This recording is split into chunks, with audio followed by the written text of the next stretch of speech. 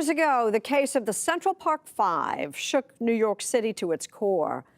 Today, it stands as a cautionary tale of injustice. Kevin Richardson, 44 years old. Corey Wise. Raymond Santana. Yusuf Salam, 45 years old. Antron McCray. 5 men, connected in a way few of us could ever imagine. You've just met the Central Park Five, a name they came to share 30 years ago after a young white woman named Trisha Miley went for a jog in New York's Central Park. As soon as we get in, they separate us and they start working on us. And I'm hearing Corey being physically beaten in the next room. And I'm immediately beyond afraid. At the time, my mom, she suffered from a stroke. She had diabetes and she left. And that was their time to get on me. We're 14, 15, and 16-year-old kids. Never been in trouble with the law. Never had no police contact. These are seasoned veterans. This fight was fixed. I just kept telling the truth at first. They asked to speak to my father. My father left the room with them, came back in the room with them. He just changed, cussing, yelling at me. And he said, "Tell these people what they want to hear so you can go home." I was like, "Dad, but I didn't do anything." Police are yelling at me, father's yelling at me. And I was like, all right, I did it. I looked up to my father. He was my hero, but he gave up on me. He knew I was telling the truth. He just told me to lie. Did you ever make peace with your father? No, I didn't want to. My life is ruined. Why should I? He's a coward.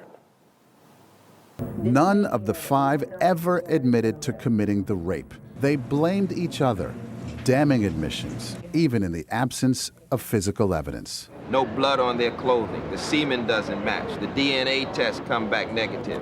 There's nothing that links these boys to the crime.